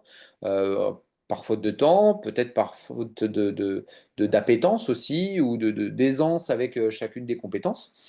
Et c'est important justement ce temps de définition des objectifs à la fois au début du stage ou même en amont du stage, en fonction de l'expérience précédente de l'étudiant, des évaluations précédentes de l'étudiant, et peut-être au fur et à mesure du stage de se dire, bah voilà, là on a commencé avec tel et tel objectif sur telle et telle compétence. Où est-ce qu'on en est? C'est acquis, c'est partiellement acquis. Est-ce qu'on redéfinit des objectifs? Est-ce qu'on en renforce sur ceux qui ont déjà été faits? Ou est-ce qu'on va chercher une autre compétence? Et encore une fois, on va focaliser, et je pense que c'est vraiment important, et tu le ressoulignes, et on est d'accord là-dessus. Cette focalisation de l'attention, elle est importante. Si on est trop large et qu'on n'oriente pas euh, à la fois le regard et la pratique de l'étudiant, ça va être compliqué. Donc oui, cette matrice est intéressante et cette réflexion sur le degré d'assistance. Parfois, je parlais aux étudiants justement que eux aussi sont sur une voie d'autonomie finalement en tant qu'étudiants. C'est qu'ils sont pas très autonomes au début sur le métier de kinésithérapeute, c'est normal, ils apprennent, et que leur but c'est d'être de moins en moins, de plus en plus autonomes, donc de moins en moins guidés. Et du coup, bah, effectivement, ça se travaille et les situations à la fois clinico-pédagogiques se travaillent aussi de notre côté. Mais du coup, nous, en tant que tuteurs, ça nous demande aussi de la réflexion, ça nous demande un travail spécifique.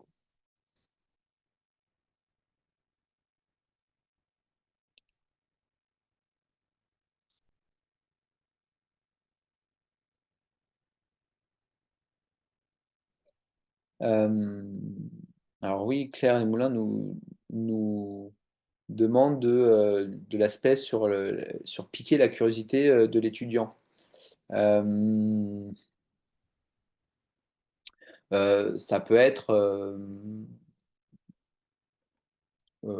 ça peut être un certain nombre de choses. Ça peut être là j'ai en tête un patient qui a une CEP et qui n'a pas traité pendant 9-10 ans, donc qui a des grosses déficiences au niveau du membre inférieur droit, qui marche avec deux béquilles, qui a des déficiences importantes au niveau des fléchisseurs de hanche. Il est à idem pour les releveurs, il est à 2 moins. Enfin voilà, il a quand même beaucoup de difficultés. Et je dis à mon étudiant, bon bah ok, regarde, teste un peu les fléchisseurs de hanche debout. Et puis bah, il voit qu'il y a pas grand-chose. Et puis ensuite, on le met sur la table. Je dis, bah tiens, essaye de lui faire travailler en excentrique, enfin en isométrique et excentrique les fléchisseurs de hanche. Et au début, ben, il se passe pas grand chose. Et puis en fait, à force de répétition, puis au bout de quelques séances, en fait, il voit qu'il se passe quelque chose. Et donc là, il est dans une situation d'étonnement où déjà, rien que de l'avoir passé en décubitus dorsal alors qu'il était debout, en fait, ça a changé l'exercice. Et rien que d'avoir passé, enfin, ça a changé la réponse du patient et donc la perception de l'étudiant. Rien que en fait, l'étudiant lui avait lui-même allongé d'abord sur un tapis et lui avait demandé du concentrique, bah, il ne s'était pas passé grand-chose. Mais le fait de lui avoir fait faire de l'isométrique excentrique, en fait, là, il s'était passé quelque chose. Il a été étonné en se disant, ah bah, oui, en fait, en changeant le mode de contraction, j'ai obtenu une réponse différente que je n'attendais pas et qui était très en décalage par rapport aux prédictions qu'il avait. Donc, c'est un exemple de mise en action qui peut piquer un peu la curiosité. Ça répond un peu à... Ouais, ça peut être, ça peut être plein de choses, hein. Ça peut être, je sais pas, une personne âgée qui soulève des poids de 15 kilos, 20 kilos.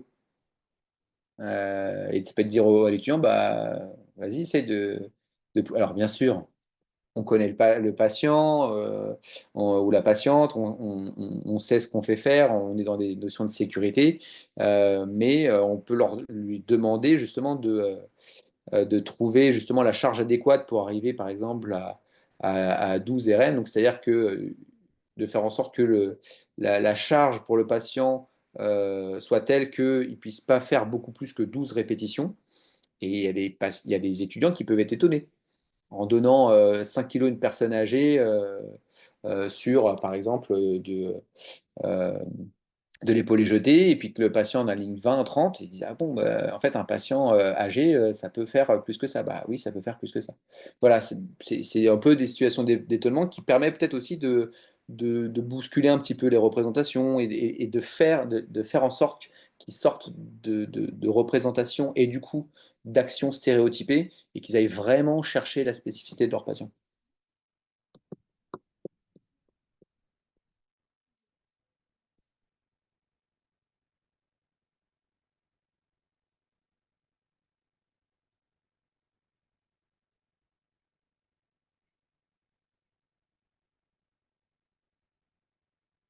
Ils sont les éléments qui vous ont peut-être le plus marqué ou le plus étonné, ou il y a peut-être des éléments avec lesquels vous n'êtes pas forcément en accord et qu'on peut aussi discuter, hein. L'idée, c'est qu'on échange.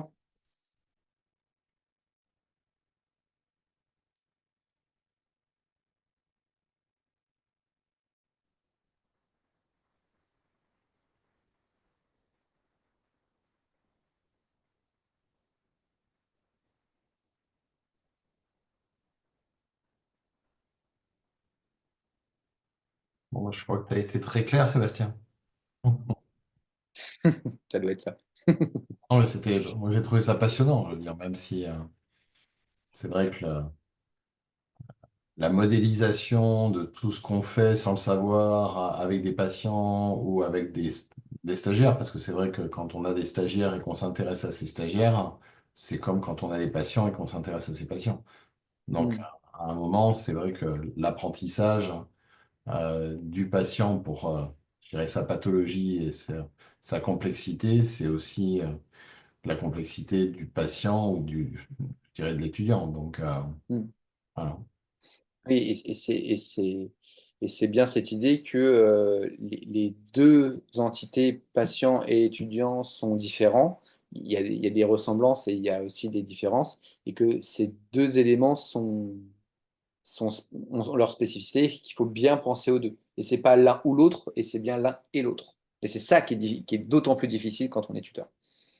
Après, il y a la question de la communication. Est-ce qu'on communique de la même façon à un patient et on communique de la même façon à un futur confrère?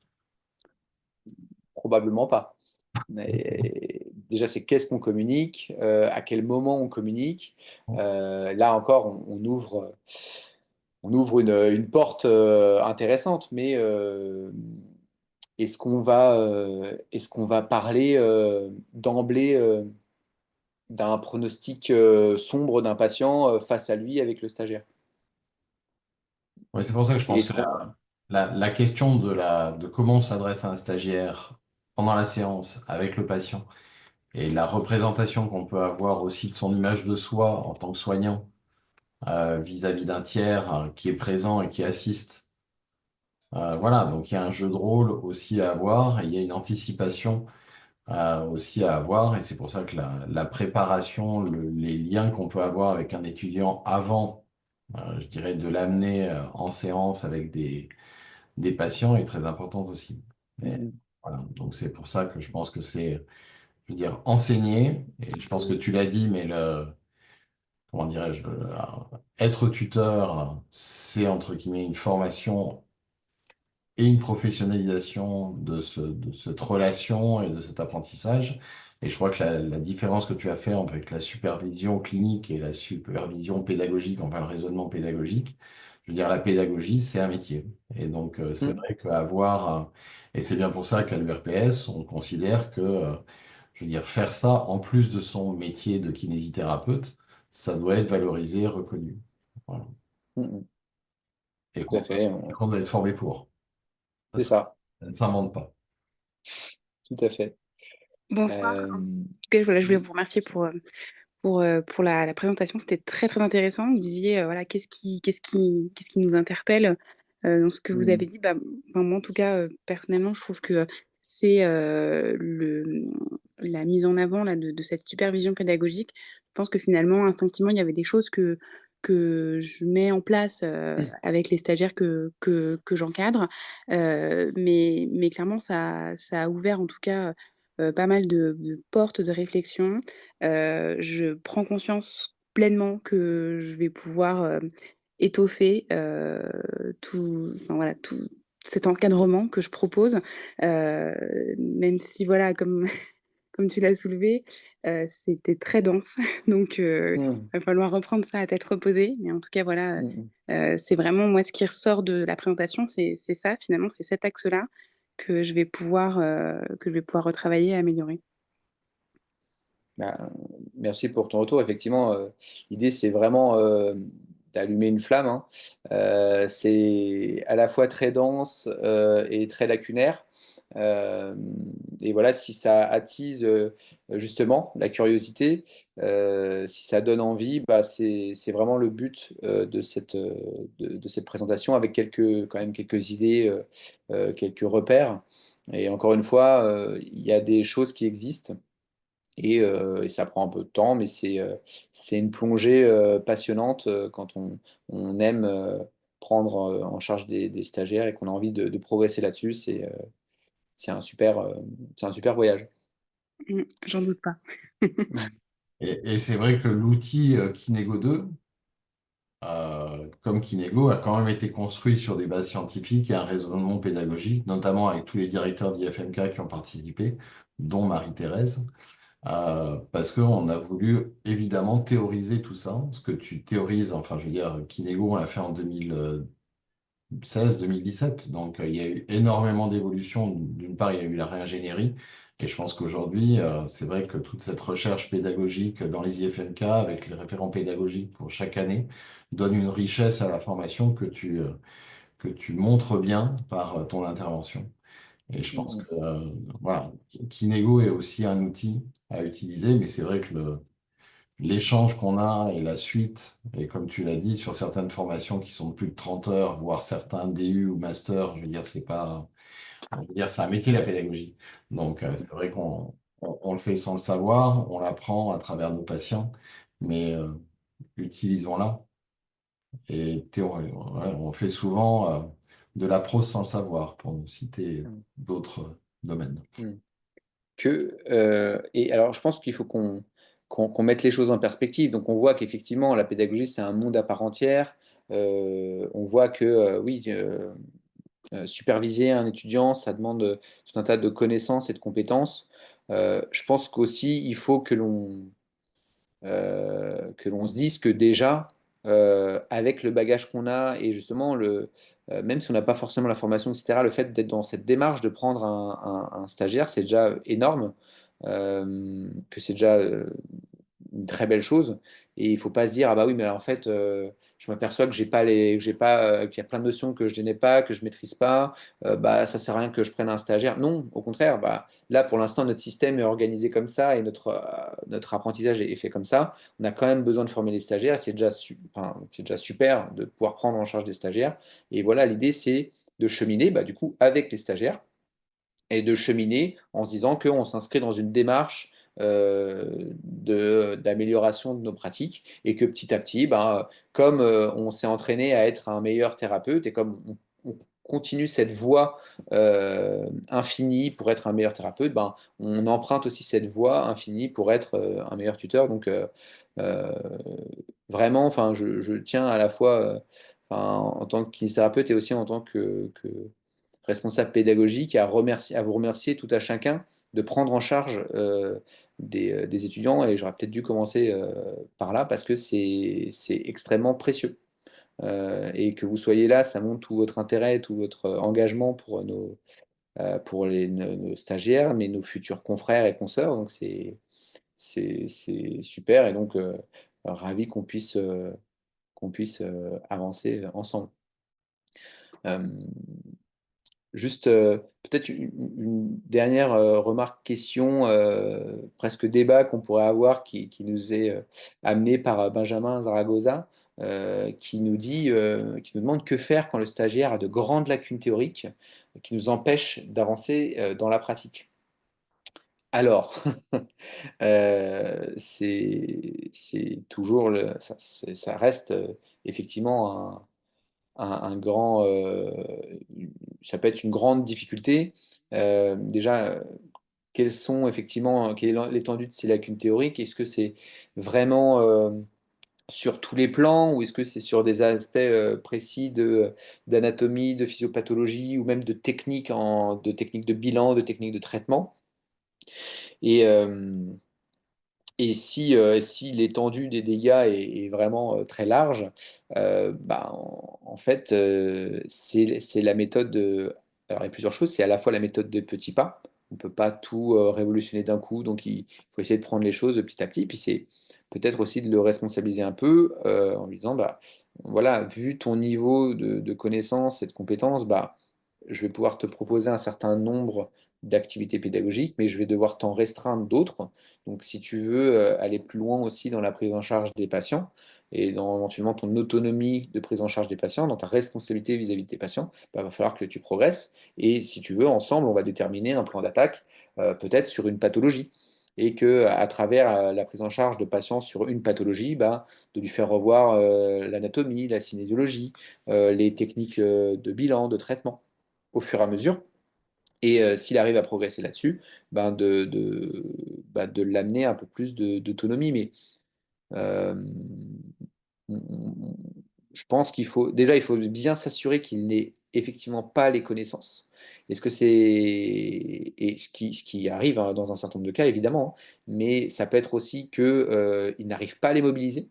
Donc ta question, c'est que si on le re-questionne sur la même chose à froid, en dehors d'une situation ou autre chose, est-ce qu'il est toujours dans cette incapacité ou est-ce que finalement, de manière distanciée, il arrive à mobiliser ses connaissances?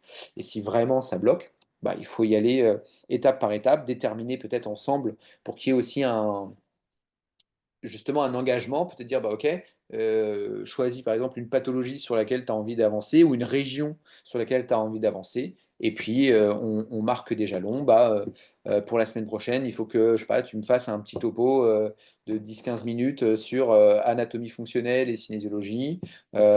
Puis comme ça, si c'est OK, bah, on pourra progresser sur les éléments de bilan, puis c'est OK sur les éléments de traitement, ou l'inverse, d'abord sur les éléments de traitement, puis après sur les éléments de bilan. Et puis, bah, on avance petit à petit.